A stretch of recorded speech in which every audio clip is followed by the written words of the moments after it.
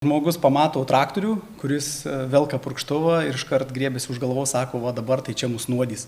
Tai žiūrėkit, kai jūs nueinat pas gydytoją, jums padaro kraujo tyrimus ir sako, jums trūksta, tarkim, geležies ar dar kažkokių elementų, jūs toj bėgate į vaistinę, nusipirkat ir sako, o kaip gerai, kad aš pasidariau tyrimus, nes mano organizmai trūksta vienokių ar kitokių medžiagų.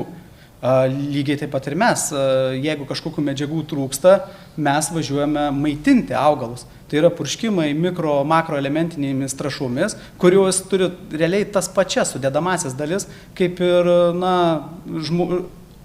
žmogui reikalingus realiai tos pačios maistinės medžiagos, kurios ir reikalingos augalams, tik tai, kitokiuose formuose, bet tai taip pat yra ir varis, ir geležis, cinkas, manau, kai kuriuose papilduose tikrai rastume mes tų pačių elementų. Normos taip skiriasi, bet principas, tai mes dirbam taip pat su augalu, kuris yra gyvas ir kuriam reikalingi visi šitie elementai.